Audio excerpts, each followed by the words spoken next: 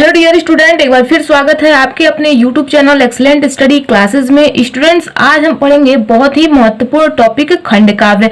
तो खंड काव्य में त्यागपथी जो आपका खंड काव्य है उसके नायक हर्षवर्धन का चरित्र चित्रण देखेंगे। बहुत से स्टूडेंट कमेंट किए कि हर्षवर्धन का चरित्र चित्रण बता दीजिए, तो आज के इस वीडियो में हर्षवर्धन का चरित्र चित्रण देखेंगे। ये आपके बोर्ड एग्जाम में 5 नंबर का पूछा जाता है, ठीक है। तो बहुत ही इंपॉर्टेंट है। जितने भी क्लास 12th के स्टूडेंट्स हैं इस वीडियो को शुरू से लेकर के लास्ट तक देखेंगे।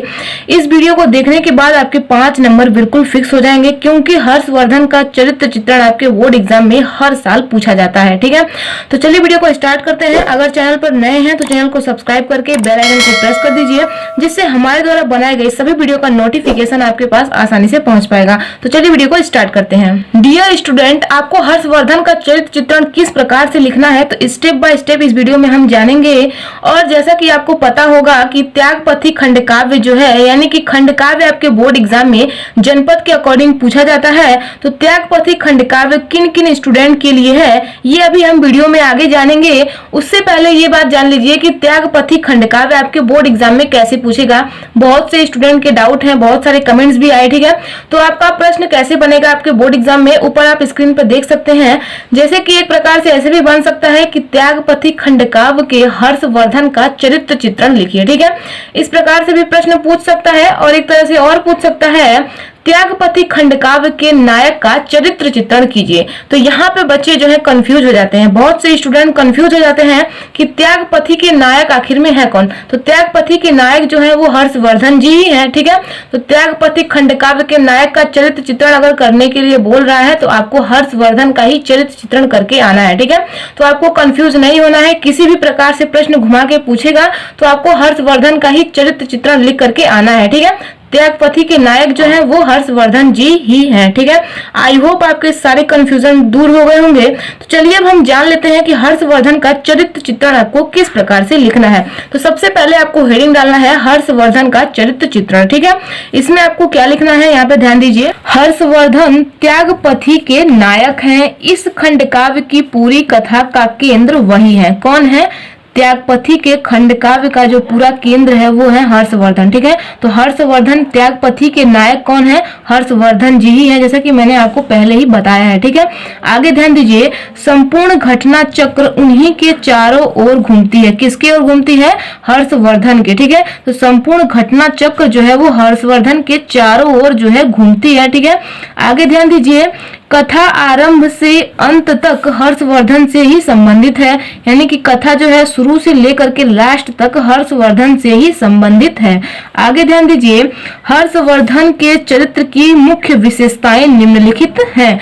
तो यहाँ पे हर्षवर्धन की जो मुख्य विशेषताएं हैं यहाँ पे स्टेप बाय स्टेप दिया गया है, जिसमें आपकी पहली हेडिंग है आदर्श पुत्र एवं भाई। तो हर्षवर्धन जो थे वो आदर्श पुत्र एवं आदर्श भाई थे, ठीक है। तो यहाँ पे आपको क्या लिखना है, ध्यान से समझिए। इस खंड काव्य में हर्षवर्धन एक आदर्श पुत्र और भाई के रूप में पाठकों के सामने होते हैं, ठीक है। आगे ध्यान दीजिए, अपने पिता के बीमार होने का समाचार पाकर वे शिकार से तुरंत लौट आते हैं।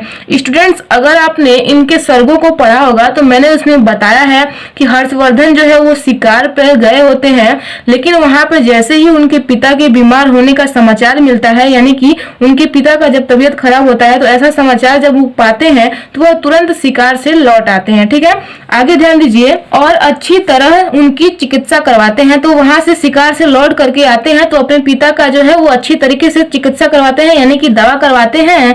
आगे ध्यान दीजिए, पिता के स्वस्थ, यहाँ पर न है, ठीक है, ये नहीं रहेगा। पिता के स्वस्थ न होने और माता द्वारा आत्महत्या करने की बात सुनकर वे भावविह्वल हो जाते हैं। भावविह्वल मतलब अत्यधिक जो है वो भावुक हो जाते हैं।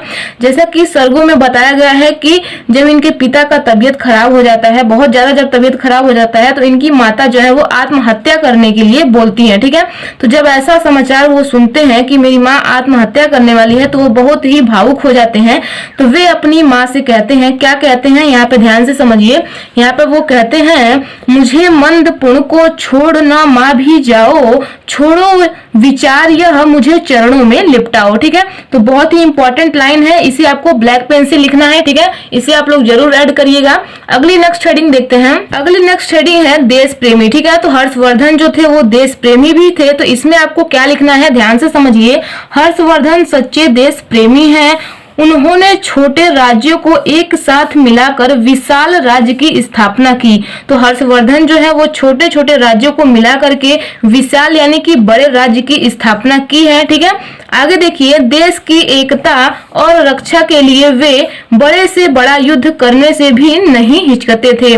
तो हर्षवर्धन जो थे वो देश की रक्षा करने के लिए और देश की एकता के लिए वो बड़े से बड़ा युद्ध करने से भी पीछे नहीं हटते थे। ठीक है, हिचकिचाते नहीं थे बिल्कुल भी। अगली नेक्स्ट हेडिंग देखिए। अगली नेक्स्ट हेडिंग है श्रेष्ठ शासक। तो हर्षवर्धन जो थे वो श्रेष्ठ शासक भी थे। ठीक है, तो यहाँ पे ये आपकी तीसरी हेडिंग हो जाएगी। ठीक है, तो इसमें आपको क्या लिखना है यहाँ पे ध्यान से समझिए।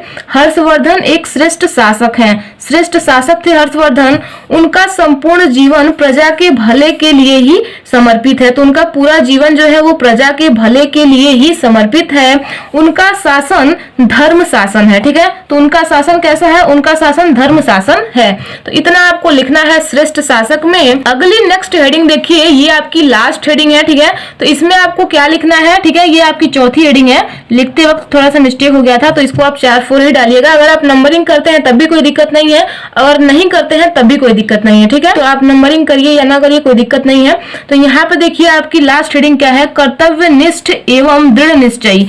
कर्तव्यनिष्ठ मतलब होता है अपने कर्तव्य को निभाना। ठीक है, कर्तव्य निभाने की निश्चय करना। ठीक है, और दृढ़ निश्चयी होता है, दृढ़ निश्चय मतलब होता है अपने विचार या संकल्प पर दृढ़ता पूर्वक अड़े रहना। तो हर्षवर्धन जो थे वैसे ही थे, अपने विचारों पर वो दृढ़ता पूर्वक जो है अड़े रहते थे। तो देखिए इसमें आपको क्या लिखना है? हर्षवर्धन ने आजीवन अपने कर्तव्य का पालन किया। तो हर्षवर्धन जो थे वो पूरे जीवन अपने कर्तव्य का पालन किए हैं। ठीक है, आगे ध्यान दीजिए। आरंभ में इच्छा न होते हुए भी अपने भाई के कहने पर राज्य संभाला और प्रत्येक संकटपन स्थिति में अपने कर्तव्य को निभाया। तो आरंभ में यानी कि शुरुआत में इच्छा न होते हुए भी वो अपने भाई के कहने पर यानी कि उनके जो बड़े भाई थे उनके कहने पर उन्होंने राज्य को संभाला था और प्रत्येक संकटपन स्थिति में यानी कि संकट की घड़ी में अपने कर्तव्य को वो निभाए थे। ठीक है, तो ऐसा इसमें बताया जा रहा है। और उन्होंने कुछ संकल्प लिए थे, तो जैसा कि यहाँ पे मैंने लिखा है, इसे आपको जरूर लिखना है। तो देखिए क्या है?